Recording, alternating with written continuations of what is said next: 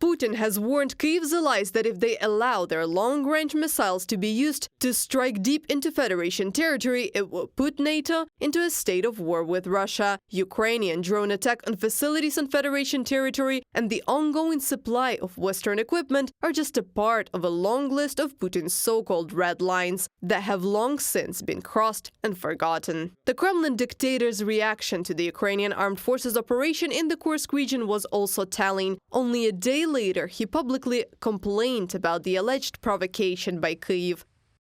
It seems to me that even these events might not hurt Putin's rating, but his silence and non-participation in the dramatic events in the border region have already led to an increase in criticism of him. Even Kremlin sociologists show a significant increase in public anxiety and, at the same time, a drop in Putin's rating. Elena Koneva, founder of the Extreme Scan agency, in an interview with Radio Liberty.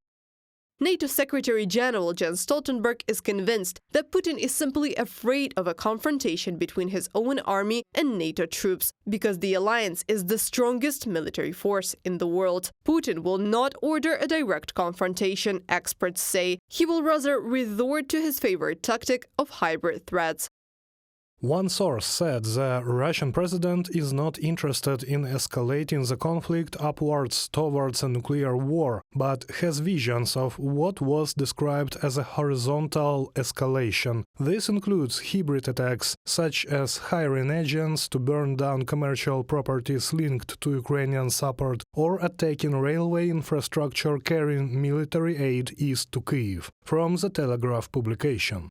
The Ukrainian president is confident allies must remain united, otherwise Putin and others like him are able to, quote, divide the world and eat its parts like a pie. And sometimes he's playing just for some leaders who are waiting some emotions from Putin to hear something about peace. And sometimes he can give some messages to Global South or somewhere, and they begin to speak. You see, Putin is ready for dialogue. What dialogue? He's a player, and he feels this weakness of the West and Global South. He's finding where is the place where they're not in unity, where they have different interests.